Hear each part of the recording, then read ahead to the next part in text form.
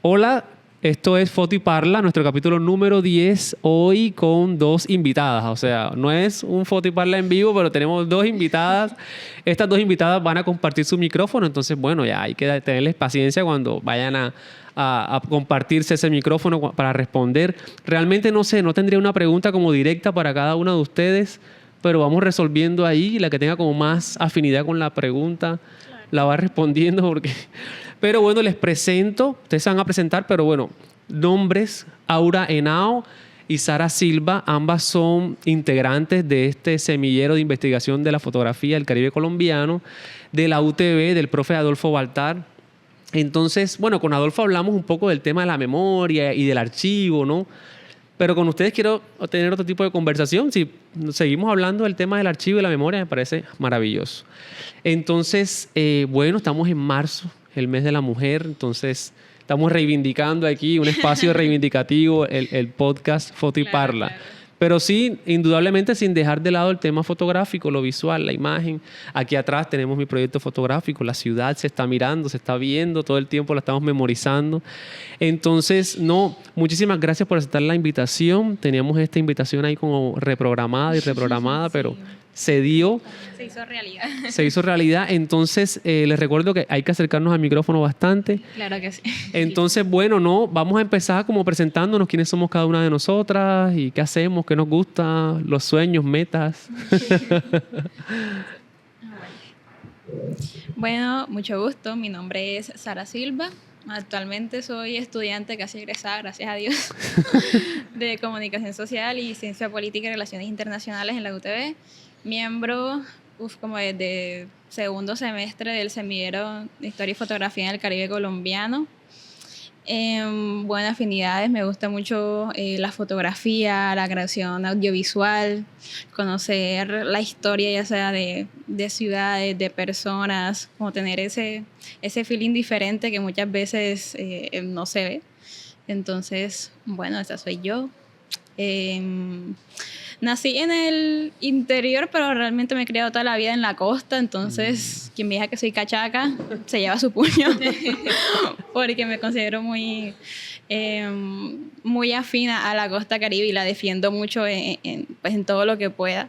Y pues bueno, esa soy yo. Súper, me encanta. Y ya saben, vamos a acercarnos más el micrófono. Miren cómo lo uso yo acá. Estoy aquí cerquita.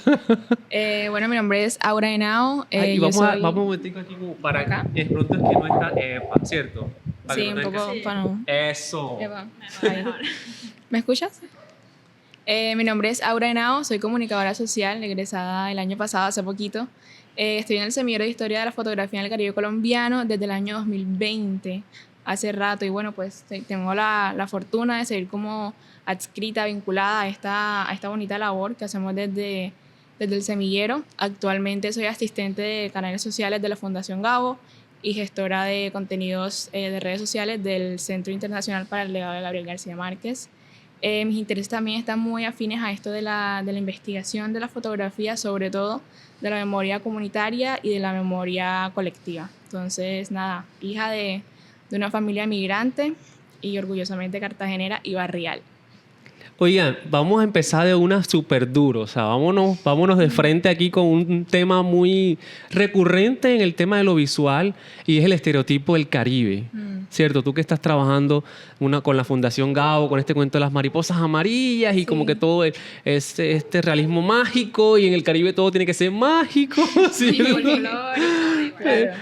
Y entonces me imagino que ustedes vienen de unos barrios, hasta acá hasta Torices, y me imagino que eso es una travesía, ¿no? Hoy un sábado, un día un poco anormal. Vamos a hablar un poco del estereotipo y entremos en el semillero también.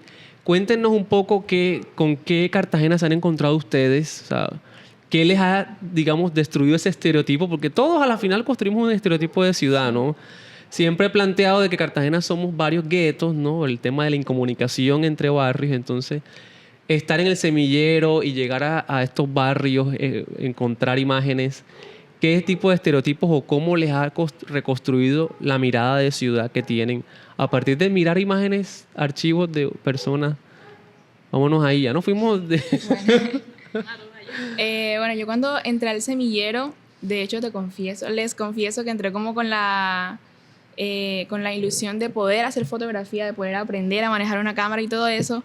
Y en la primera reunión nos damos cuenta de que están editando precisamente un proyecto en uno de los barrios, en el barrio Ceballos. Y dije, bueno, pues no es pues lo que yo esperaba, pero a medida que yo me quedé en la reunión, bueno, primero fue como un poco desilusión, bueno, no voy a aprender aquí a usar una cámara, pero me quedé y me di cuenta de que, bueno, está interesante y me empecé como a participar en esa reunión y siento que eso también como que me motivó a querer aprender más sobre la Cartagena real, ¿sabes? Sobre los demás barrios, porque yo nunca fui una persona como de salir mucho y dije, bueno, esto es una oportunidad también como para ampliar la mirada sobre, pues sí, sobre, digamos, la burbuja a veces en la que uno está. Y nada, a medida de que fuimos saliendo con el semillero, fuimos haciendo diferentes salidas, la repartición de las cartillas en Nelson Mandela, siento que ese tipo de salida, ese tipo de conexión como vínculo con la ciudad, lo que me hizo fue como entender que muchas veces lo que hablabas de los estereotipos, de los guetos, pues solamente son como una forma muy, no sé, vasta, muy, sí, como muy definitiva, sí, muy simplista de lo que en realidad es Cartagena. Porque, pues, sí, pues muchas veces los barrios populares tienen, pues, necesidades, sí, son como comunidades un poco cuyas necesidades básicas no están cubiertas del todo, pero eso no necesariamente implica, por ejemplo, que se comporten necesariamente de una forma, o sea, que sean como o sea, el estigma en ese momento como que se nos fue como desapareciendo al ver cómo la gente, cómo nos recibía también en el barrio, cómo le gustaba lo que estábamos haciendo. Y creo que lo que, digamos, como catalizó ese proceso fue como la inversión directa en los proyectos que hacíamos, sobre todo en el barrio César Flores. O sea, siento que... Tienes que pegarte más al micro. Siento que la inmersión en esa comunidad, o sea, definitivamente como que me abrió la mente y me abrió el corazón. O sea, porque aprendí como a querer de verdad como a Cartagena y, o sea, vincularse emocionalmente con las personas con las que trabajas en un proyecto es tan bonito, porque ya no haces el proyecto, digamos, por un mero interés investigativo, sino que lo haces porque es algo que amas, porque es algo que te apasiona y porque es algo que a esa gente que tú aprendiste a querer, que tú quieres, pues también les va a ser como beneficioso para ellos. Entonces siento que estar en el semillero, en un semillero de investigación, sobre todo lo que hacemos desde el semillero de historia de fotografía en el Caribe colombiano, es algo que sí, como que te amplía la mente y te permite tener como más herramientas para hablar con propiedad o para hablar con más propiedad del territorio en el que vivimos. Súper, me encanta. Hay una cosita aquí que me gustó mucho, el tema de la intelectualidad, como que está después de haber resuelto nuestras necesidades básicas, ¿cierto? Tú solamente puedes intelectualizar las cosas, la ciudad, la vida, teniendo un nivel de vida, ¿cierto? Ese es como un estereotipo, ¿no? Sí. Entonces tú lo que estás planteando es como que no, llegar a esos lugares que se supone que no tienen resueltas muchas cosas, ¿cierto? Que tienen muchos conflictos, problemas, en fin. Aún así allá encontré gente que está interesada en intelectualizar y pensar, ¿cierto? Y mirarse. O sea, eso me parece muy interesante porque es como el primer punto para crear relaciones sociales. O sea, hablar con otra persona ya es tener un proceso intelectual, pensar, ¿no? Entonces, eso me parece muy interesante, como ir a los lugares para, sí, desacreditar, sí, esa idea de estereotipada de que en la pobreza o en la desigualdad no hay intelectualidad, ¿cierto? Porque es un poco también... Sí. Y creo que es algo que solo se consigue, o sea, cuando logras acercarte o leer o investigar sobre ese tipo de procesos, porque mientras tanto, pues te puede decir muchísima gente de que ese estereotipo no es cierto, de que ese imaginario que tú tienes no es cierto, pero hasta que no te acercas y convives con él, pues no tienes como la fortuna de entender o de aceptar, de interiorizar que en realidad pues sí se puede hacer todo lo que acabas de decir. Vale, y recuerden que tienen que pegarse al micrófono. No, porque estamos diciendo cosas lindas, tienen una voz muy bonita también. En la medida en que nos acerquemos al micrófono, la voz va a estar más poderosa. No, yo quería mencionar que, hablando de estereotipos, creo que algo con lo que yo como que me di cuenta de que existía el término fue justamente como yendo a estos barrios y trabajando con el semillero y fue como la otra Cartagena. Entonces como que comienzo a cuestionarme, ok, hay otra Cartagena, nos llaman de esa manera, nos llaman las periferias, nos llaman como si fuéramos una parte individual y que está alejada de lo que realmente es Cartagena. Entonces uno se cuestiona eso porque yo siempre, por ejemplo, yo vivo en Nuevo Bosque, entonces para mí es Cartagena, o sea, yo vivo en Cartagena, pero al parecer, para cierto grupo de élite, de turistas, como con mentalidad, con mentalidad de alguna manera también gentrificadora, entonces creen que Cartagena es el centro histórico, es Manga, es Boca Grande, es el Laguito, es Chambacú. Pero entonces, ¿qué pasa con los otros barrios que nos llaman pues populares, que conformamos gran parte de las localidades en la ciudad? Entonces es algo que se cuestiona mucho, como si pues los barrios como tal, que pues tienen ciertos recursos, y pues ciertas también problemáticas en cuanto a inseguridad, en cuanto a desigualdad, no fueran tan importantes como la Cartagena turística y que por lo general se vende en las revistas, en las series de las playas fantásticas, del centro histórico colonial. Entonces es un estereotipo que también choca bastante. Es como, ¿por qué me vas a decir que yo no hago parte de Cartagena? Porque soy una parte por allá alejada que no es tan bonita hablar. Si nosotros también tenemos una historia que es importante preservar y es una memoria colectiva también que vale la pena que las personas conozcan, aunque no sea tan perfecta y tan bonita para muchas personas. Sí, eso me parece interesante porque también me trae una palabra, la aspiración. Entonces, el hecho de que existe un centro es porque todo va hacia el centro y la aspiración tiene que ir de la periferia al centro, ¿no? Entonces, la aspiración es que, bueno, cambiar de un estilo de vida por otro, ¿ya? Esa es la aspiración. Entonces, claro, todo gira alrededor del centro, no centro histórico, el centro de poder, cualquier otro centro. Exacto, y todo tiene que venir de lo periférico hacia acá, o sea, no es a la inversa el proceso, ¿cierto? Inclusive el poder político está en el centro, ¿cierto? Lo económico, tal.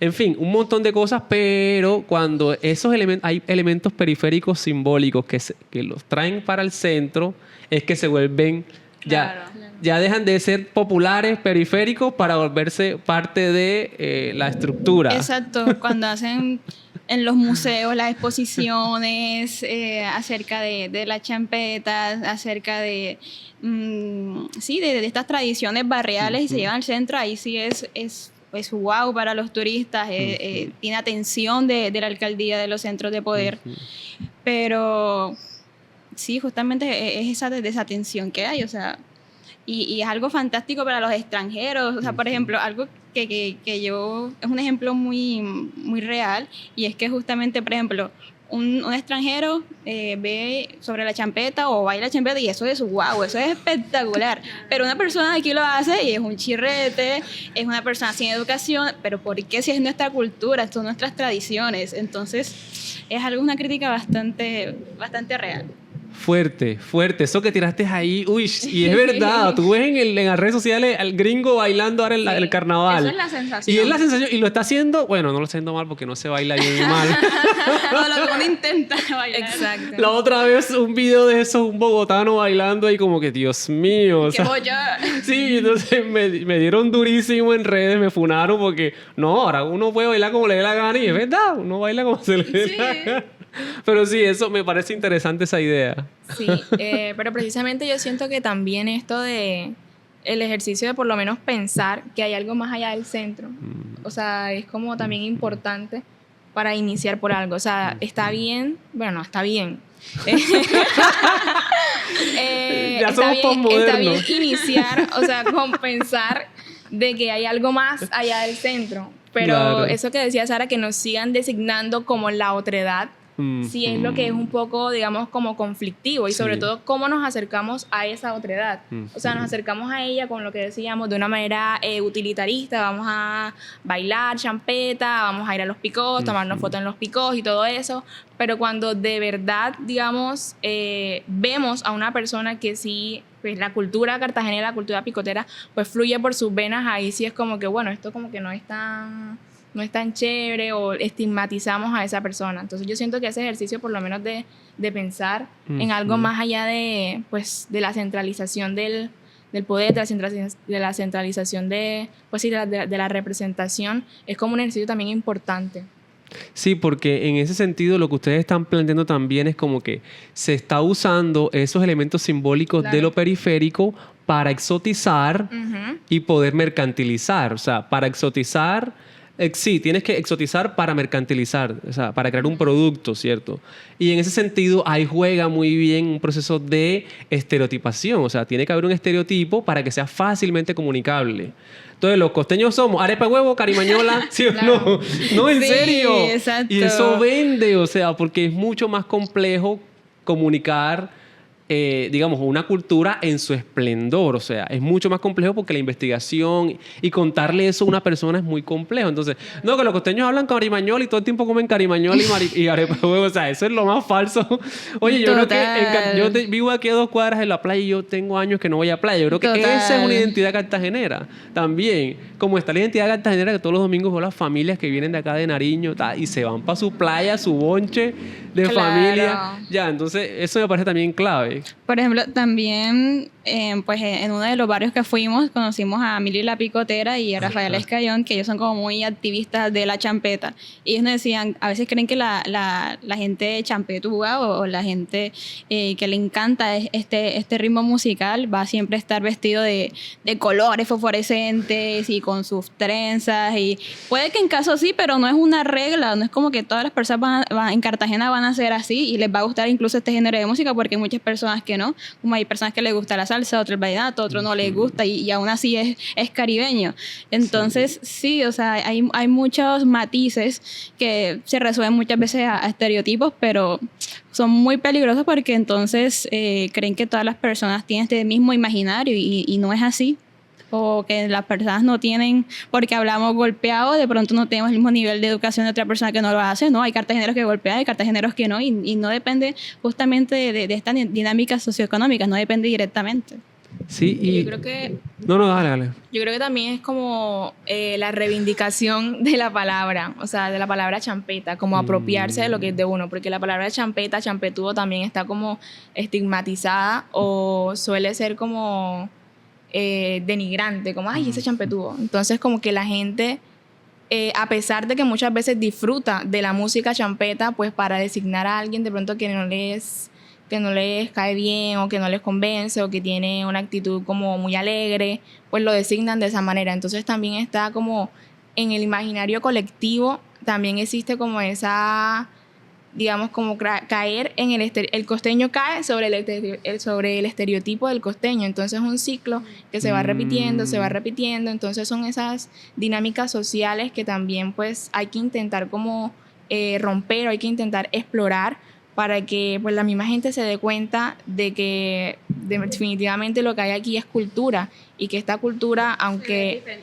Exacto, se puede ver desde diferentes aristas y no como recaer en lo negativo que suele tener como sí, la gente. Sí, claro. Y aquí entonces ingresamos por el tema de los estereotipos y ¿por qué? Pues porque el semillero pues y va a unos barrios, busca fotografías, ¿cierto? Y con esas fotografías crean unos relatos barriales. Entonces, por eso un poco nos metimos por el estereotipo, como que, bueno, cómo ese ejercicio del semillero... cómo les cambió esa mirada de ciudad. Entonces ya aquí nos contaron un poco, aquí hablamos de varias cositas chéveres, interesantes. Y una ahora... cosa lleva a la otra. Sí, total. Carimeño la arepa huevo. Cariñame. O sea, marica, ese es el estereotipo más básico. Oye, no. Oye, el costeño es tan bacano. Oye, ninguno de esos cachacos los vi bailando. Bueno, yo no me he visto nada de la serie, no puedo hablar. No, yo tampoco. Yo no creo que baile. Es como que eso es lo más caribe que hay, el bailar. O sea, es como la actitud más representativa nuestra. Sí, porque tú vas un domingo de salsa y playa, como decía Olímpica Estéreo, que pone, sí, es el bailar y vacilársela, es como, es el elemento representativo de vivir, o sea, yo estoy vivo, ¿sí ves? Claro. Bailar no cuesta nada, simplemente tienes que poner hasta en Spotify un disquito ahí, sí. Te la vacilas con tu mujer, con tu novia, no sé, ¿sí me explico? O sea, sí. Es un valor caribeño por antonomasia, o sea, eso tú no lo ves en otra cultura. El Caribe sí necesita del baile, por eso construimos música. En Jamaica, no sé. Eso es interesante, pero bueno, vámonos a salir del estereotipo y vámonos a eso que planteaste ahorita, y es, por lo general, tradicionalmente, uno cuando va a aprender o va a hablar de fotografía, piensas en la cámara, ¿no? Y ya tú planteaste un poquito eso, que tú te decepcionaste como que... Al principio, ¿no? Los primeros 5 minutos. Ay, no, es que eso es lo bacano a la final de tener mente abierta, como que vamos para adelante, o sea, Sí, vamos a Yo aprender. vine por una cosa, pero pueden pasar Exacto, otras. sí. exacto, total. Entonces, listo, te vas y tú dices, no, la cámara, porque eso es lo que uno tiene pensado cuando uno va, no, estudia fotografía, la cámara, y tiene que ser la mejor cámara, y está inundado en las redes sociales con que compras esta es la mejor cámara de Sí, este año. claro. Entonces, hay un tema ahí mercantil importante de consumo, obviamente, de equipo. Entonces resulta que te encuentras con esta otra cosa. Entonces cuéntanos, ya vamos a profundizar eso, como que, bueno, ¿cómo te sentiste allí? ¿Te decepcionaste? Bueno, también tu experiencia. Pero ¿qué fue lo que encontraste allá? O sea, te encontraste con imágenes ya producidas, además no venías a producir imágenes, ya está todo hecho. ¿Y qué hace con uno con imágenes ya hechas? ¿Qué se construyó con eso? Cuéntanos un poco cómo ese proceso. Bueno, así como dices, nos topamos ya como con fotografías realizadas y bueno, lo que se dobla de allí. Y bueno, estas fotografías son consideradas como fotografías domésticas, que son las fotografías que todos tenemos en la casa, que tenemos a un ladito, empolvadas, que también se heredan incluso de generación en generación, que son las fotografías familiares como tal en los álbumes, que bueno, también de pronto no son tan comunes hoy en día con todo este tema de la digitalización. Pero sí, ¿por qué son importantes? Porque justamente muestran una historia que ya no está, que ya no se ve. Entonces, nosotros como Semillero quisimos recuperar esa memoria histórica y fotográfica que había en estos álbumes familiares. Porque, bueno, ya creo que el profe contó un poco acerca de la fototeca de Cartagena, que es todo este archivo oficial de la ciudad, que mostraba más que nada acerca de las élites, acerca de, sí, cómo era antes Cartagena, pero en el centro histórico, en Manga, en esta localidad. Pero, ¿qué pasa también con la memoria histórica de los barrios llamados populares en Cartagena, de las periferias? No están tan bien retratadas ahí. Entonces, como Semillero quisimos recuperar eso porque pensamos que la historia de absolutamente todas las personas es importante, no solamente aquellos que cuentan con los recursos para poder visibilizarla, sino las de todos, las de Aura, las tuyas, las mías, las de mi abuela, las de mi tía, las de la persona en todos estos barrios. Entonces, justamente así llegamos a la fotografía doméstica, en donde se pueden ver cómo eran las casas antes, cómo eran los bautizos, cómo eran las fiestas de noviembre en ese entonces. Incluso también habla mucho acerca de la situación socioeconómica, porque se ven, o sea, cómo eran las casas, cómo la gente vivía dentro del monte incluso, porque muchos de los barrios en Cartagena justamente surgieron de invasiones, por no decir casi todos, de basureros que no tenían, pues, de alguna manera dueño, y poco a poco se fueron poblando. Entonces, aquí se ve todo este pasado de la ciudad que las personas no pensarían que inició de esta forma, que inició de desplazamientos de personas. Por ejemplo, en Chambacú hubieron muchos desplazamientos, en el centro también, en Boca Grande. Entonces, cuando los desplazaban, a las personas de estas invasiones iban a donde podían. Y así iniciaban una vida. Entonces, estas fotografías muestran mucho de esto. Entonces, es una historia que poco se cuenta. Se cuenta mucho acerca de las playas, de la colonia, de cómo vieron los españoles, de toda esta historia que para los extranjeros es wow, es sorprendente. Pero nuestra historia también es importante y hay que reivindicarla y visibilizarla. Súper.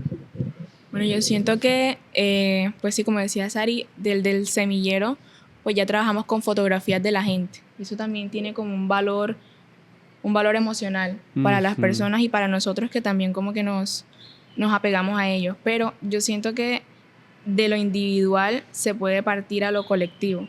Y sobre todo con estas fotografías que no solamente narran la historia de una familia, un bautizo, la construcción de una casa, los pelados jugando fútbol, sino que esto precisamente también narra la evolución de un barrio, la evolución de la gente y cómo esas personas pues se están representando a sí mismas.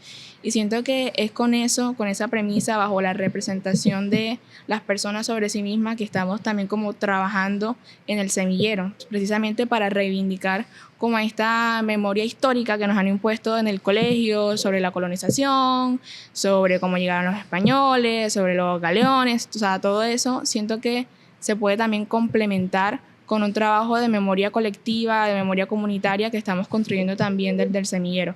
Entonces no es solamente ver la imagen como algo estético, como algo meramente de registro documental, sino también ver más allá, verla como un objeto de... Sí, como un objeto de estudio que nos permite pues tener como presente todas estas herramientas que también están narrando la ciudad y que están narrando una ciudad que no está siendo representada en el, pues sí, en el archivo oficial. Claro, sí, y en ese sentido me gusta mucho cómo lo plantean porque de alguna manera también en ese archivo periférico, de esa periferia que se autoconstruye, que es ese otro tema muy interesante, claro, de que son barrios autoconstruidos, de que es la misma gente con su conocimiento, ¿cierto? Que comienza a planificar también una vivienda, pero también una comunidad, ¿cierto? Y que hay un montón de elementos emocionales allí que de pronto no se ven hoy en un edificio de 30 pisos, que también podría ser un mini gueto, porque hay una planeación de un arquitecto y no sé qué, y un montón de cosas. Al fin y al cabo hay una comunidad también ahí. Sí, hay una comunidad ahí, pero acá en el simple hecho de que yo necesito construir esta pared y ven acá, yo voy a construir la mía, pero construyámosla entre los dos porque vamos a la final la compartimos y hay muchas casas en Cartagena que comparten la misma pared. Sí. Bueno, digamos, en Barú hice varios registros fotográficos y la pared era de la misma casa, o sea, 2 casas compartían una pared y era como que, ¿cómo pueden hacer eso? Pero claro. Y también en Cartagena todavía tú compras 500 de aceite, 300 de azúcar, todavía hoy. Yo pensé que eso era en mis tiempos, pero no, todavía hoy hay una escasez que hace inevitablemente lo colectivo más poderoso también. Y eso un poco lo vi bueno, porque ustedes, finalizan todos esos proyectos con unos libros, ustedes les llaman, ¿cómo es que le llaman? A esas cartillas. He leído varias cartillas, sobre todo César Flores, que es ese barrio autoconstruido, que hay un abogado que se llama César Flores, por eso le ponen el nombre, que el tipo prácticamente luchó por legalizar esos terrenos y para que estas personas que invadieron, que digamos que es una lógica también muy capitalista, de que tú no vives... Sí, exacto, que alguien es propietario de ese terreno, aunque no lo necesite, ¿cierto? Y mucha gente necesita, entonces, estos me invadieron mi terreno, pero si no tienen dónde, o sea. Entonces, esa idea también de propiedad privada del mundo, del agua, de las cosas, o sea, eso me parece súper importante de su trabajo porque le demuestra como a la ciudad, ¿cierto? Que hay otras maneras de vivir, ¿cierto? Que ese es el otro problema. Porque cuando hablamos del centro y lo periférico, se supone que el centro es la abundancia, ¿ya? Y lo periférico es la escasez, si se puede ver de alguna manera. Pero eso es en lo económico, porque en lo cultural resulta que para este lado hay abundancia cultural, de símbolos, de un montón de cosas, y para acá hay escasez. Tanto así que por eso el relato del centro, del tema histórico de lo colonial, es lo único. Claro. Porque ya es una narrativa existente, construida, y a eso le están sacando plata. A la final a la historia también se le saca dinero. Entonces, me gusta cuando planteas el tema de que, hombre, vamos a pasar la página de lo colonial y hablemos de una historia cultural aquí contemporánea, ¿cierto? ¿Por qué no? Entonces resulta que a la final no les interesa y prefieren tener todavía a Pedro Heredia. Hablar de Pedro Heredia es como que, compa, ya, vamos a hablar de otros personajes. Ya está mandado a recoger. ¿Cierto? Pero vamos por el ejercicio que tienen, que dijiste, como de capitalizar la colonia. No es más nada. El centro. Por eso quieren perdurar. Eso es y fíjate, y tú te vas a ver, nada más analizando una vaina, negocios, por ejemplo. Bueno, hay un ron muy famoso que es delicioso, que se llama Dictador. Pero, o sea, Dictador. Sí, y tú vas por ahí hay unos videos y es como esa lógica, ¿no? Muy colonial, ¿no? Sí. O sea, está bien, o sea, pero el problema de lo colonial ni siquiera es el arquitectónico, no es ni siquiera... El problema de lo colonial son los valores, ¿cierto? Y la mentalidad que aún perdura. Que es una mentalidad donde las mujeres no tienen capacidad de agencia, ¿cierto? O sea, si nos ponemos a hablar... A mí no me interesa la final si el ron sabe bien o sabe malo, porque se llama así. Estoy hablando de los valores que eso está transmitiendo. Entonces, por eso, para redondear la idea, me encanta el proyecto del semillero, porque cuando tú vienes a lo periférico te das cuenta de que los valores son una antítesis de eso que vemos acá en el centro, el poder, que es... la antítesis, que es lo colectivo, lo autoconstruido, la solidaridad, ¿cierto? Eso es lo que yo veo en esas cartillas. Entonces tú te vienes para acá, para el centro, y no, enalteciendo a la gente que le interesan son los valores de la blanquitud, del racismo, ¿cierto? Claro. De élites, de que hay unos privilegios. En cambio acá, no, sí comemos poquito, pero comemos todo. Ya. Exacto. Entonces yo siento que ahí está la discusión, porque a la final estamos hablando, una fotografía está hablando de unos valores también, o sea, como de ser, Claro. de ser humano, no sé.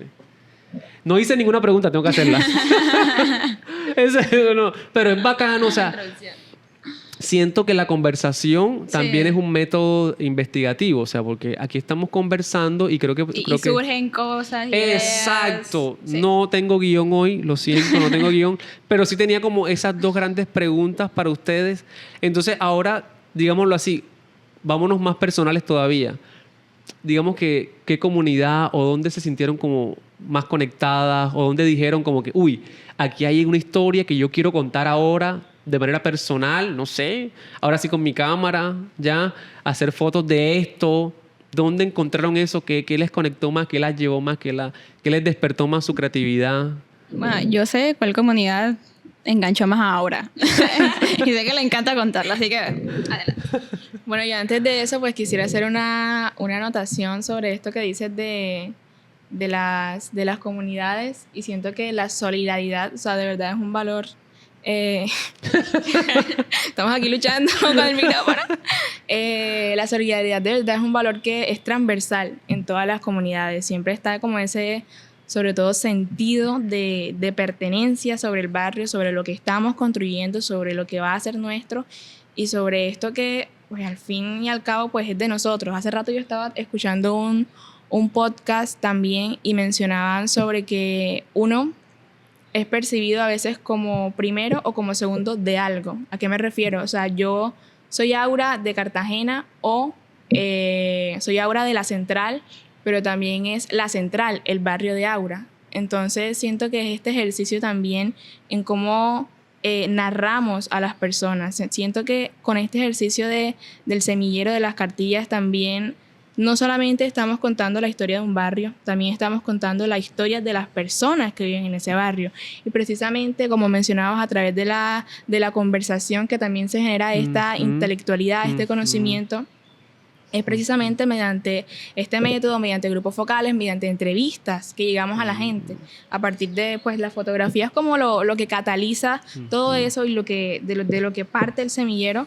Pero la excusa para iniciar todo. exacto, es la excusa para iniciarlo, pero es en realidad la conversación con las personas la que va nutriendo todo este proceso, toda esta, digamos, macrohistoria, que al fin y al cabo, pues, es lo que los está representando a ellos y es, pues sí, toda su historia. Y ahora sí te respondo la pregunta. Sí, hágale. El barrio, la verdad, que a mí más o sea, que más he llegado es César Flores. Llegamos a César Flores por una compañera, una amiga, que pues ella vivía en bueno, primero que todo, César Flores es un barrio que está, bueno, ¿cómo lo explico? César Flores es tipo una localidad de San Fernando o un sector de San Fernando, pero mucha gente no sabe que en San Fernando pues están como estos barrios que también tienen como, pues sí, sus propios nombres, sus propias designaciones. Entonces, César Flores son 2 calles que están al lado de La Florida y al lado de Villarrubia. Este barrio llegamos en el año 2023, al igual que en otros 2 barrios más, y a mí lo que pues me enamoró, me cautivó del barrio fue su comunidad. O sea, trabajamos en el semillero principalmente con adultos mayores y siento que pues estas personas tienen como una dulzura, una franqueza al hablar, como una alegría, una emoción al hablar de lo que les apasiona, de su barrio, de su historia y cómo lo han construido. O sea, siento que eso, o sea, me cautivó completamente. La historia del barrio también es una historia muy sentida porque fueron ellos mismos quienes dividieron pues el lote, fueron ellos mismos quienes construyeron las casas, ellos quienes pusieron la luz, el agua, el gas. O sea, es un barrio totalmente autogestionado. Pues claro que con el tiempo se ha como legalizado u oficializado estos servicios, pero creo que sí, o sea, lo que más a mí me ha cautivado de César Flores es la gente, y una gente que, como mencionabas antes, que son estos valores los que hacen que una comunidad sea una comunidad. Potente. No. Bastante. Y también la casa comunal que los mismos adultos mayores construyeron allí es increíble. Porque yo tengo como la creencia, y es algo que estoy investigando, de que muchas veces, o sea, las casas comunales, los centros de reunión, justamente hacen la diferencia en un barrio, porque son puntos de unión, y sí hace la diferencia aquellos barrios que no lo tienen, porque aquí pasan cosas, hay conversaciones, hay eventos culturales, hay baile y teatro, hay club de lectura, a diferencia de un barrio donde no lo hay, cada quien está desconectado en su realidad, creyendo que está solo, independiente en sus problemas, pero realmente somos más parecidos de lo que creemos. Y bueno, esto me pasó con el barrio de San Francisco. Me encanta mucho. Ya llegué también como en el año 2022-2023, que fuimos empezando el proyecto aquí. Y algo con lo que yo me topo es con un centro cultural o una fundación que se llama el Biblioparque de San Francisco. Entonces, me causa mucha curiosidad, porque yo siempre había escuchado la biblioteca, o sea, el típico estereotipo de una biblioteca silenciosa, donde siempre la secretaria te manda a callar, tú coges tu librito y tú por acá y el otro por allá en su cubículo, pero que es un biblioparque. Entonces nos damos cuenta de que un biblioparque justamente se adapta a las necesidades que tiene este barrio San Francisco. Y si uno va a San Francisco, dicen que es la cuna de la champeta en la ciudad, donde surgió Charles King, Viviano Gómez también con su grupo. Entonces, ay, se me fue la palabra. No, te conectaste con San Francisco, Biblioparque, sí. el Biblioparque. Bueno, sí, entonces, si uno puede ver casi que en la mayoría de esquinas del barrio hay un pick-up, hay la champeta, hay la música fuerte. Entonces, justamente este biblioparque se adapta a estas necesidades de que es un barrio de música, de cultura, de hablar el uno con el otro en la calle, de los puestos de fritos, de algo muy colectivo. Y justamente no es una biblioteca tradicional, sino es una biblioteca donde hay cursos con adultos mayores, donde hay grupos de baile, la Fundación Enredos también, que es un grupo muy, muy increíble de niñas justamente fortaleciendo esa identidad caribe y a través del baile y pues de todas estas muestras folclóricas. Entonces, si uno va al biblioparque, uno se va a encontrar con concursos, con adultos mayores cantando, bailando, leyendo, haciendo manualidades, niños bailando y haciendo de todo tipo de cosas, aprendiendo a tocar instrumentos. Entonces, no es una biblioteca tradicional, se adapta a las necesidades de nuestra cultura. Exacto. Y eso es algo que me pareció sorprendente. O sea, y es muy chévere además, porque una vez se aburre en la biblioteca solo y te terminas hasta durmiendo, pero acá siempre está pasando algo. También hay libros, claramente. Pero pues su enfoque es más cultural y eso pues me mató. Es un barrio también claramente de muchos contrastes.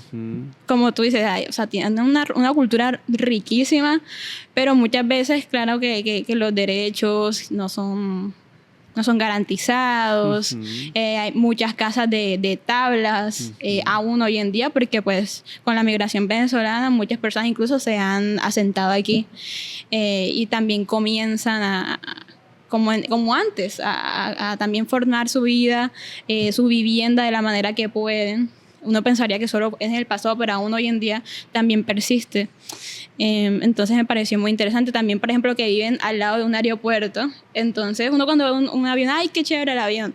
Pero cuando pasa 1, 2, 3, 4 veces, o sea, muchas veces el olor a combustible, muchas veces la contaminación auditiva, la contaminación en los caños. Entonces uno como pasó bastante tiempo aquí, uno llega a ser parte de la cotidianidad y también ver lo que sufren las otras personas. Y uno al final pues se va para su barrio y bien, pero uno queda pensando la manera en que han vivido todos estos años estas personas, ya se acostumbran a este tipo de realidades. Claro. Pero pues me encanta mucho este barrio, soy San Francisco Lover, San Pachera. Y estaba pensando ahorita también que escuchaba a Sara, de que yo no sé si es que casualmente o causalmente llegamos a barrios donde ya hay estos sitios de, pues sí, de interacción comunal. O sea, hemos estado en Ceballos, y en Ceballos hay una casa comunal que curiosamente también es una iglesia. Hemos estado en César Flores, está la casa comunal de César Flores, en San Francisco también está, hemos estado en Tierra Bomba, y también hay una casa de adultos mayores, una casa cultural. Entonces creo que estos espacios también son importantes para precisamente como empezar a armar, forjar, construir estos procesos en los que se hable de la ciudad y en los que se hable de, pues sí, en los que se empiece a representar lo que es la Cartagena barrial y lo que es pues la Cartagena real. No, es que de acuerdo con eso, es causal, o sea, es decir, es un espacio a la final que congrega, un espacio que tú no tienes a ningún contacto en San Francisco, pero allá llega. Sí. Y allá te comienzan a crear, porque esos son lugares para generar redes, o son lugares que ya han generado redes. Redes de trabajo, culturales, de todo tipo, emocionales, en fin. O, por ejemplo, una biblioteca. También es un espacio eso, para tú ir y no hacer nada, o hacer, Claro, todo, o hacer todo. o leer, o no leer, o escribir, o vas por silencio, o vas porque hacen música, o porque hacen actividades. Pero eso a la final se convierte en la vida también, ir a hacer cosas. O sea. Claro. Entonces sí, me parece que es importante. O sea, también está demostrando el semillero eso, de que como han llegado a esos espacios que ya tienen una red de trabajo, es mucho más fácil, obviamente, entrar y crear una investigación o generar contacto con una comunidad, ¿no? En cambio, bueno, si no hay una junta de acción comunal, por ejemplo, si no hay una persona que genere ciertas actividades en el barrio, es mucho más complejo. Pero eso es trabajo también, eso es trabajo. También quería mencionar, bueno, uno de los barrios que también han sido más recientes ha sido Villa Corelca, que también, o sea, por ejemplo, hay un grupo que se llama El Son del Bullerengue, que es, o sea, increíble, increíble. O sea, de verdad es increíble lo mucho que hacen, incluso teniendo poco. Por ejemplo, este es un grupo de niños, es liderado por Brigitte Julio, que es como...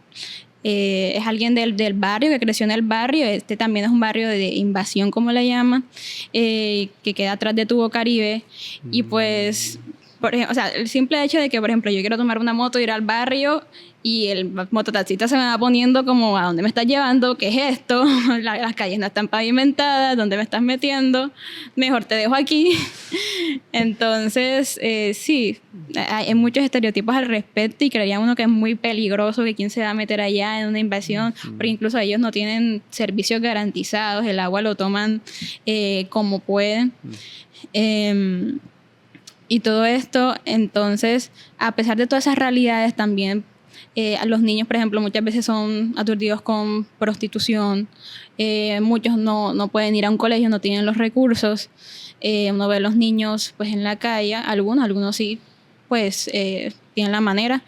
Pero lo que pasa con este grupo es un grupo, o sea, de bullerengue, pero, o sea, tú les escuchas y se les siente cada vez que tocan el tambor, cada vez que bailan, que se ponen sus faldas de cumbiambera. O sea, es una vaina espectacular, una cosa espectacular. Entonces, sí, es muy increíble lo que pueden hacer los barrios populares, que son una riqueza cultural enorme, y como Semillero también queremos visibilizarlos. Los hemos hecho lo hemos invitado a eventos. Siempre que pues tenemos un contacto con una comunidad, los invitamos a los eventos de presentaciones de cartillas, en universidades, porque claramente si no fuera por ellos, no hubiéramos hecho todo este tipo de reflexión interna, y también para los otros. Súper, pero me faltó la respuesta a la segunda pregunta, y es como que, bueno, ustedes están trabajando con imágenes ya creadas, ¿tienen pensado, digamos, coger una cámara? ¿Cómo les va con eso? ¿Hacen registro de ustedes de esas actividades cuando están trabajando las cartillas? ¿Les gusta hacer fotos o no? ¿Ya se dieron cuenta que lo de ustedes es como más mirar ya imágenes producidas y generar, no sé, análisis intelectual? ¿Cómo lo ven ahora? O sea, ¿se ven más como archivistas o como interpretadoras de esas imágenes? ¿O cómo ven ahí el tema de la cámara? ¿Ya no les interesa ir a la cámara? ¿La cámara es obsoleta ya?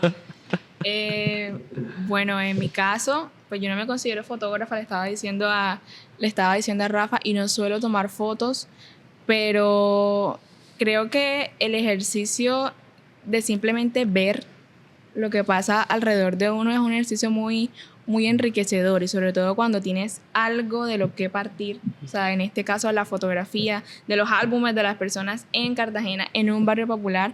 O sea, es algo tan específico que aunque ya tengamos pues 4 cartillas, pues o sea, te sigue dando información y te sigue poniendo a pensar sobre qué más voy a encontrar la próxima vez. Entonces yo siento que pues en este momento dedicarme como a la fotografía como tal, a yo hacer fotos, pues no lo tengo planeado. Exacto.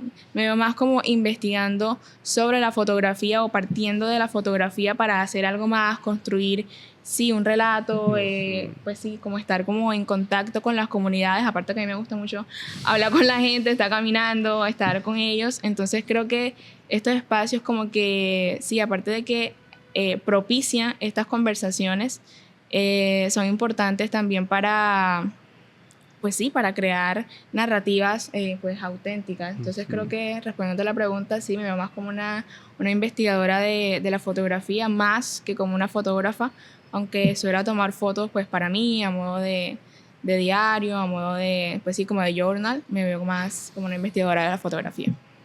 Súper. En mi caso, sí, tengo mi camarita. Entonces, sí, cada vez que vamos a estos encuentros, me pongo a revisar mi memoria y tengo bastantes fotografías de todo lo que hacemos. Y es chévere como capturar eso. Por ejemplo, tengo muchas fotografías en el biblioparque, de las niñas bailando. Bueno, nosotros también hicimos un cortometraje en César Flores, que justamente es alrededor de la casa comunal que congrega a todos. Entonces también tenemos bastantes registros audiovisuales al respecto. Como soy de alguna manera fotógrafo o creadora audiovisual amateur, entonces, pero me gusta mucho como capturar ese tipo de momentos, porque en un futuro uno que sabe que las cosas cambien, que ya el grupo no está aquí, sino en otro país, entonces no tenemos esa cercanía, entonces sí me gusta. Sí, y aparte, pues en el semillero sí solemos hacer también registro de los encuentros que tenemos con la comunidad. Son pues registros meramente pues documentales, pero a veces uno los mira, aparte, bueno, son documentales, pero uno los mira también como con cierta nostalgia, con cierto cariño.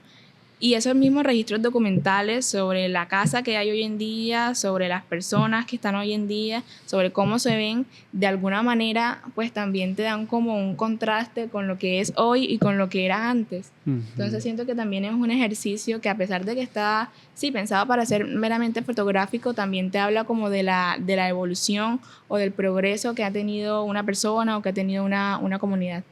Bien, y ahora una pregunta más filosófica, y es, por ejemplo, hoy estamos en el mundo de lo digital, redes sociales, las fotos no salen de aquí, ¿cierto? Están aquí 1 millón de fotografías, 10 años de vida. Google, Google Fotos está ahí lleno, que te pide que le pagues tanto para que te abra más espacio. Claro. ¿Cómo ven el valor ese de imprimir una foto ustedes ahora? O sea, ustedes que van en búsqueda de esas imágenes físicas, ¿cómo sienten ustedes eso? O sea, ¿qué valor le encuentran ustedes ahora a la foto impresa? ¿Ustedes ahora imprimen fotos o no? O sea, o no sé, ¿cómo ven eso allí? Bueno, sí tiene un valor bastante grande, porque muchas veces no es común hoy en día. Incluso se hacen de pronto un álbum, un estudio, prefieren tenerlo digital y no gastar en esto, pero sí tiene un valor bastante grande, porque incluso es algo que, o sea, que antes no tenían, no había la manera de guardar estas fotografías y estos registros en una memoria de un celular, o porque no había los recursos para poder hacerlo, o porque simplemente esta era la manera más fácil de capturar ese tipo de momentos. Pero siento que esta fotografía, o sea, la fotografía yo la veo como un disparador de la memoria. O sea, apenas tú ves una fotografía te transportas a ese momento, a lo que pasó justamente, a las personas con quienes estabas o que de pronto ya no están, cómo estaba la casa, cómo la situación que estabas en ese momento, pero en este momento es diferente. Entonces, tiene un valor que pues actualmente no se tiene. Es como que se toma una fotografía y antes tenías que medirte, tienes que tomar tanto porque el cartucho tiene tanto, imprimirla vale tanto, y creo que era como más, sí, había mucho más valor en ello, en capturar el momento preciso, porque puede que no puedas volver a hacerlo. Ahora mismo es como se ha normalizado, como que bueno, puedo tomar fotografía de lo que yo quiera, igualmente la puedo guardar, pero sí siento que tiene mucho valor al respecto, porque incluso también todas las condiciones de temperatura en la fotografía, entonces van cambiando los colores, estamos en una ciudad con 40 grados, con 30 grados, la fotografía se derrite, entonces como también darle valor a atesorar eso que no se va a volver a repetir, y son esas fotografías del pasado que muy pocas personas tienen digitalizadas. Yo también me quiero ir como a lo positivo de lo digital, ¿no? O sea, que ahora como que tantas personas tienen una cámara fotográfica en el celular, pues también le da como la oportunidad de fotografiar pues cualquier momento. Que antes eran muy pocas personas las que tenían una cámara pues analógica. O sea, era también muy difícil conseguirlas, o era como, viene un fotógrafo, hacemos una foto en este momento, posamos. Pero en el momento de pronto, un momento espontáneo, una reunión familiar, en ese momento no había una cámara fotográfica y ahora sí la hay. Entonces también es como, pues sí, que ahora tenemos como más acceso, más libertad de poder fotografiar esos momentos que son importantes para nosotros. Y lo que decía Sara también de, pues, el valor que se le da a la fotografía análoga. Siento que hoy en día con la fotografía digital, pues sí ha cambiado, pero también creo que el hecho de pues sacar el celular y tomar una foto como que ya te está como, pues ya indica la importancia que tiene para ti algo, y indica de qué manera vas a empezar a ver algo o de qué manera estás pues viendo algo. Entonces siento que aunque sí sea como más efímero, probablemente más peligroso pues guardarlo en el teléfono. Total. Porque se te pierde y baila. Total. Pues aunque sea pues de esa manera, siento que sigue teniendo pues un valor para la persona que lo está haciendo. Y nada, yo personalmente ya tengo una selección de fotos porque quiero hacer un álbum. Yo no tuve la fortuna de tener muchas fotos de niña porque precisamente no había una cámara análoga, y cuando llegaron las digitales pues tampoco teníamos una. Entonces pues sí, estoy como empezando a hacer mi álbum de fotografías digitales que las pasaré a impreso. Entonces este ejercicio también quería hablar como de trabajar como la fotografía con las manos, que era algo que hablábamos en el taller de tu exposición. También siento que es algo como que te conecta mucho con la foto. Entonces para mí también es muy importante tener tanto un registro digital y con un registro también que yo pueda tocar, que lo sienta más cercano, que lo sienta mío. Entonces nada, y también como el backup del doble seguro. Yo tengo pues mi cámara digital de una Canon sencillita, pero también yo siento que a veces extrañamos como el pasado con todas estas cámaras Instax que han surgido. También tengo una. Es como chévere poder sentir esa fotografía, como que este momento lo tengo aquí, lo tengo a la mano, te lo puedo mostrar, te lo puedo regalar. Entonces siento que eso también es como lo chévere de tenerlo en físico, pero claramente en digital se puede preservar y compartir y difundir mucho más, que sí siento que es bastante útil cuando queremos de alguna manera difundir alguna realidad que muchas veces no tiene tanta voz. Claro, aquí tenía la pregunta ya lista, pero ay, no sé, se me fue la paloma, pero vamos a respirar, no pasa nada, esto se puede editar, tranquilidad. No, está potente, me encanta la conversación, hablar de Cartagena a partir de lo fotográfico. Eso ya la tengo. Entonces, esas imágenes que recuerden que han ido a buscar, que las han tocado, de estas personas, que les han contado un montón de cosas a partir de esas imágenes, ¿qué es lo que encuentran allí? ¿Cómo se ve Cartagena en el sentido? Se ve una fotografía posada por el hecho ese de que, bueno, es una foto. Entonces la gente posa, o la fotografía que se hace es una fotografía en acción de que está pasando algo y te tienen que explicar, o sí se ve que la gente está acomodada de una manera para proyectarse en una imagen, ¿no? ¿Cómo es esa fotografía? ¿Esas fotografías son en interiores, son en exteriores, son a color, son en blanco y negro? ¿Qué se han encontrado? Bueno, yo creo que pues en el semillero nos hemos encontrado con mucha variedad, la verdad. Con lo que hablabas con respecto a la pose, no sé si es una percepción mía, pero yo siento que antes, o sea, como la gente en la foto como que posaba como estaba. O sea, solamente como que sonreía o algo, pero no hacía una pose de pronto muy extravagante o una pose muy... Que los dos dedos Exacto, eran como más no tan orgánicos. naturales. Más sí. naturales, por decirlo de alguna manera. Yo siento que estas fotografías, hay una que recuerdo, o sea, la tengo tallada en la mente, que es la puesta del letrero en la casa comunal de César Flores.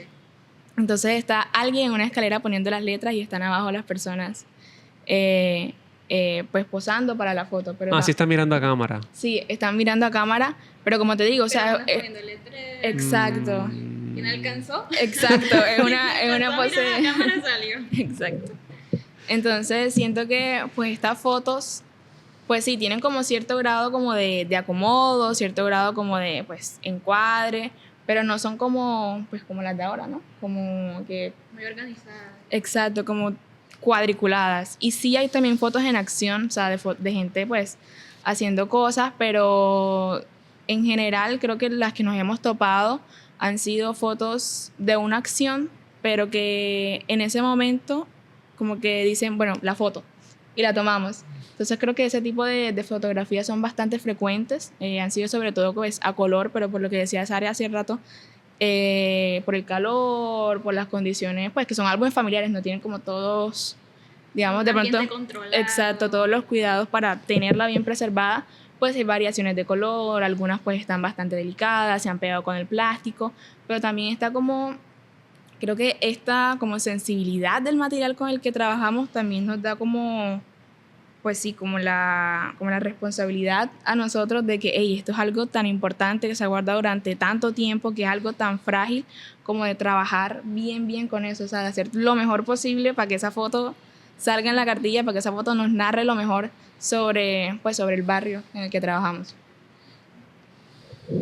Yo creo que la mayoría de fotografías siempre han sido de exteriores, de las casas afuera, en los patios, en los frentes de la casa, pero muy poco, por no decir casi ninguna, han sido como en interiores. Yo creo que porque también, o sea, la fotografía era algo más colectivo, algo que se tomaba entre todos y teníamos la capacidad de hacerlo entre todos.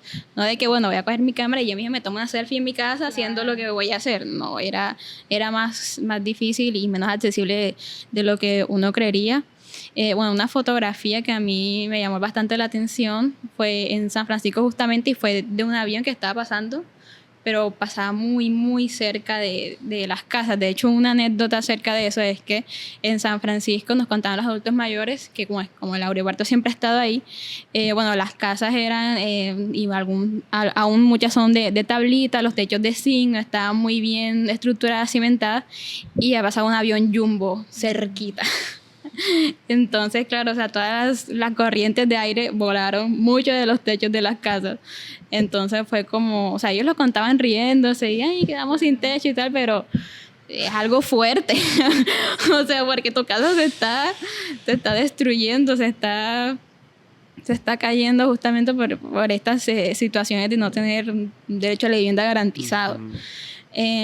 Pero sí, la mayoría de veces son exteriores. También álbumes de la hermana Elfriede, que era una hermana austríaca que llegó al barrio Nelson Mandela, justamente a levantar muchos centros de médicos, educativos, bibliotecas, y también se mostraba cómo ella estaba con la comunidad como ayudándolos en sus casas y el monte estaba arriba, o sea, monte arriba, había las casas cimentadas como uno las ve hoy en día, sino era como un lote baldío. Entonces sí, se ven todo este tipo de cosas, más que nada en exteriores y con siempre muchas personas en ellas. Bueno, aparte también digo yo como que las fotos eran pues costosas, había que pagar por ellas, pues entre más gente hubiera, pues sí, mejor, porque lo captamos todo al mismo tiempo.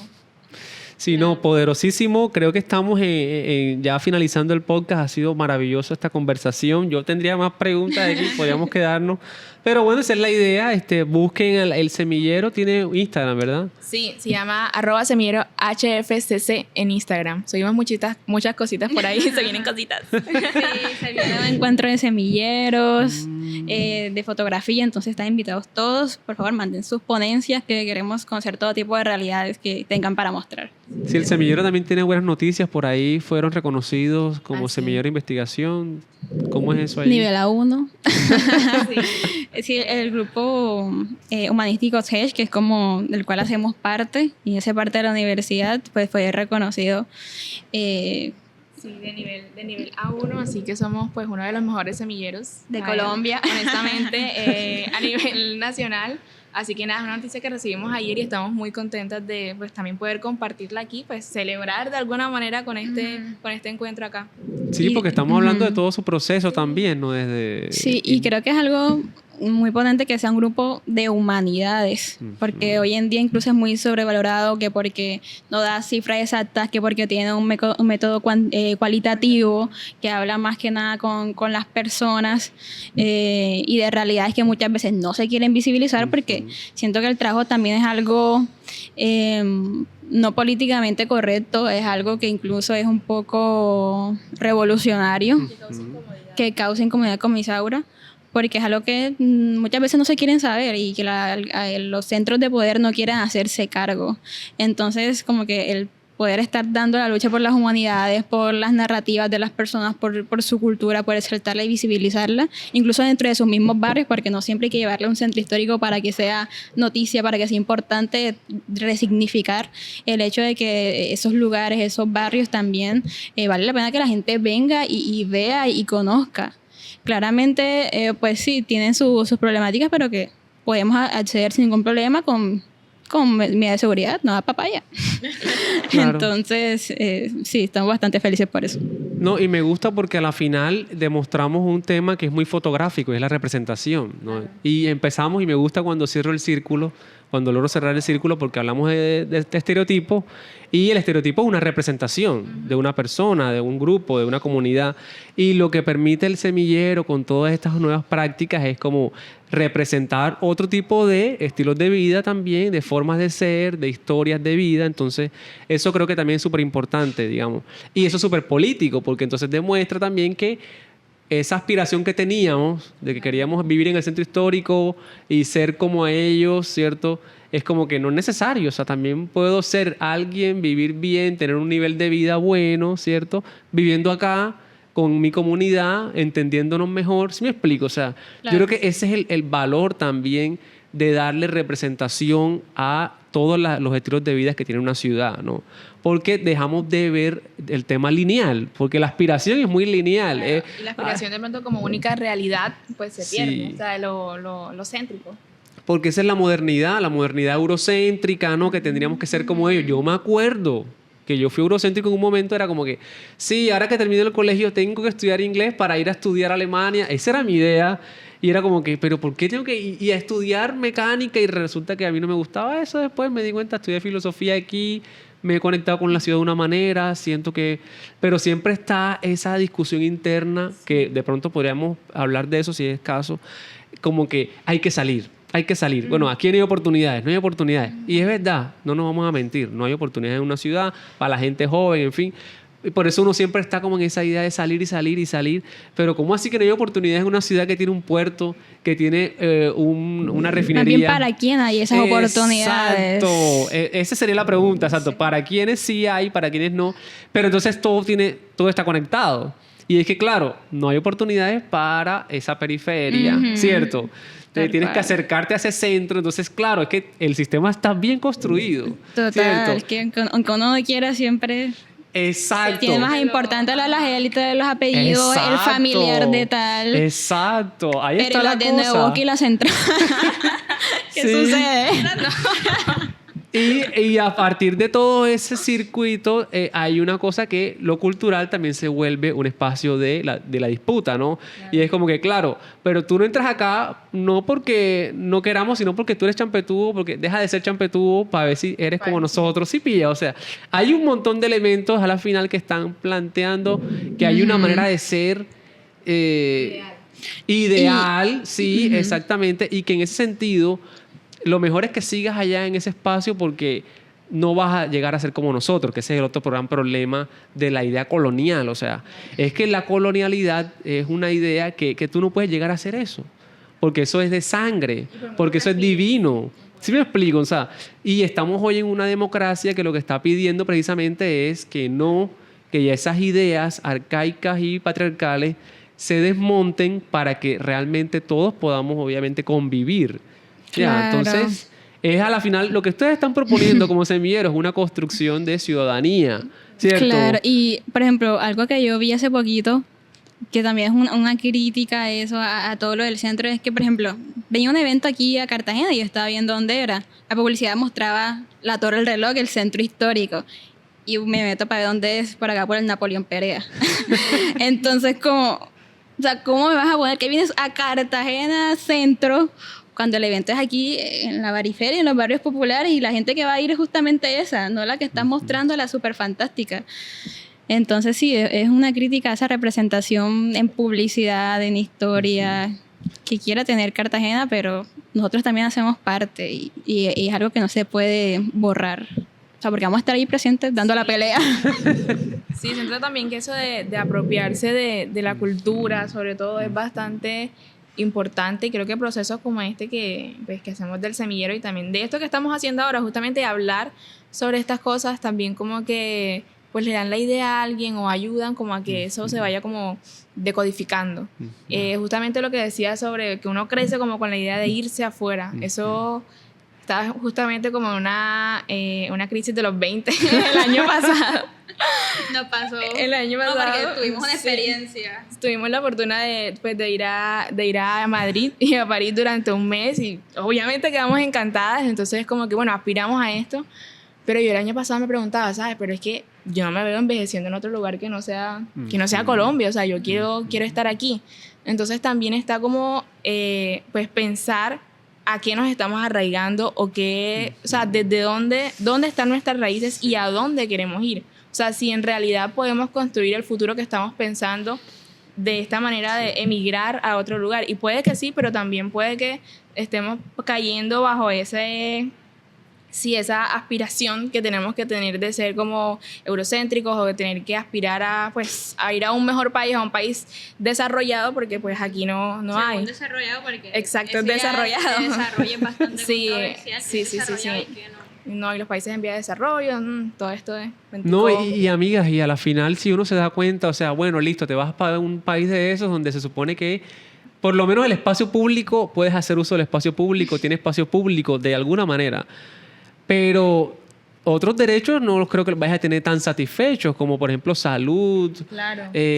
como que educación. Carísimo. Exacto, que a la final todo está hecho de una idea de mercado, y si de pronto quieres ir a un país como Alemania, que se supone que tiene la educación, tienes que pagar acá unos cursos de ese idioma. O sea, nada es sencillo de alguna manera, y lo peor, que me parece la palabra clave, es el arraigo. O sea, como que tú toda tu vida, toda tu juventud creando arraigo, creando redes de apoyo. Una identidad cultural. Sí, exacto, una identidad cultural. Y te mandas para otro lugar a reconstruir eso. O sea, eso es súper cruel. A la final esa idea de ser migrante... Claro, es como que cortas el vínculo que tenías y te toca empezar todo de cero, ¿sabes?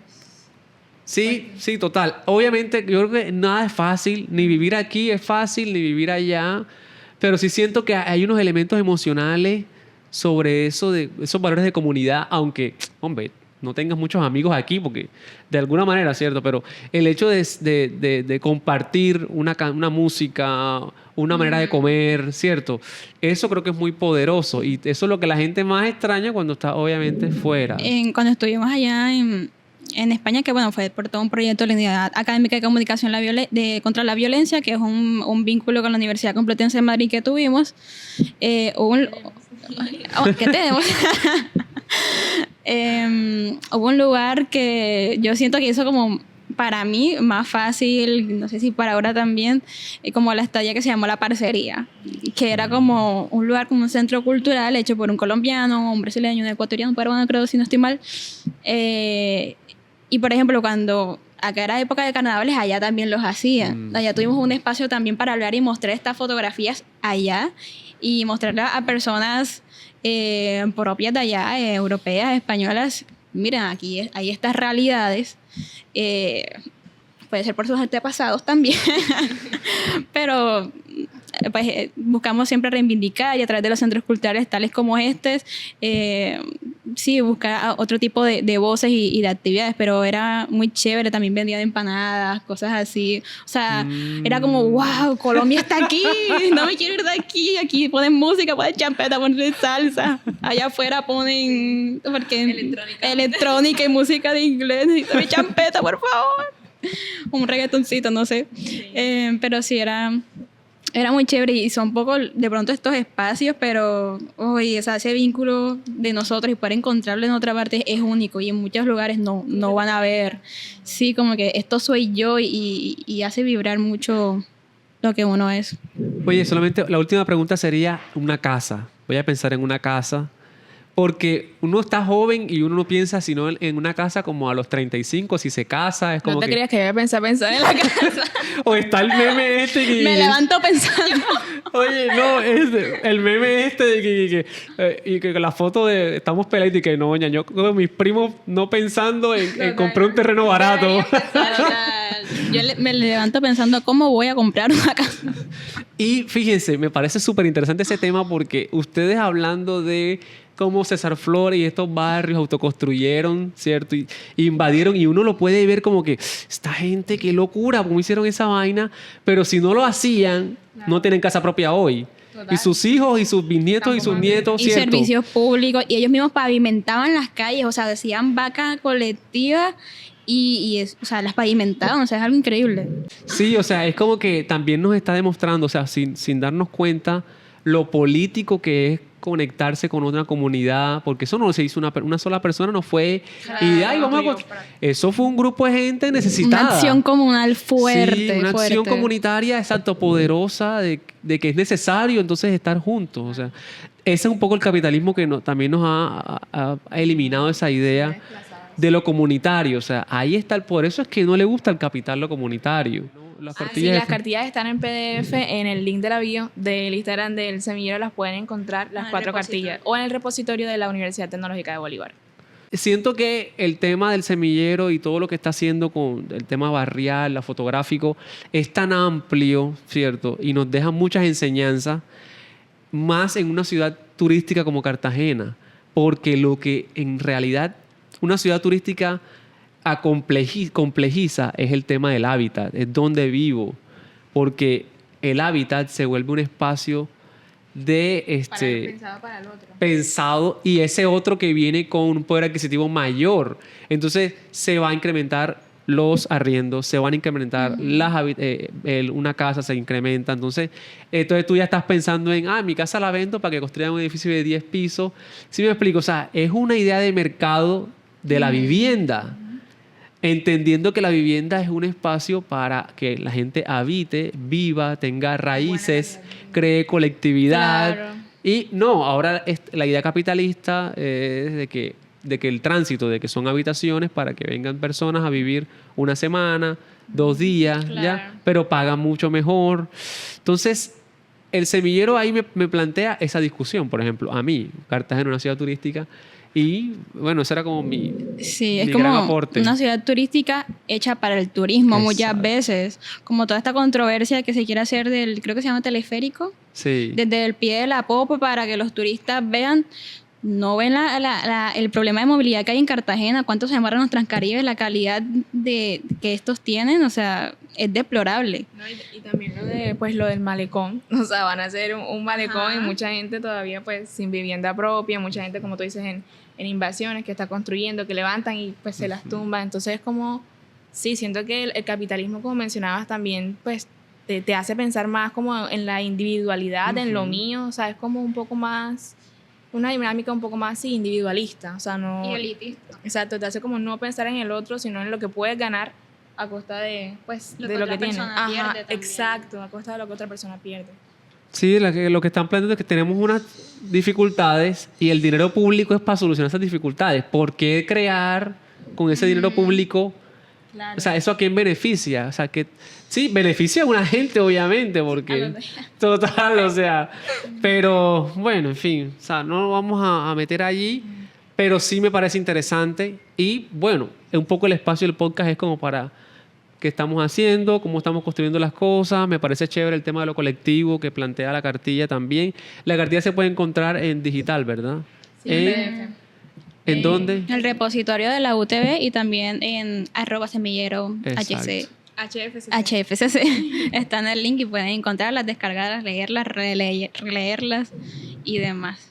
Súper, entonces no, muchísimas gracias. Creo que ha sido un Fotiparla genial, muy poderoso. El Fotiparla número 10.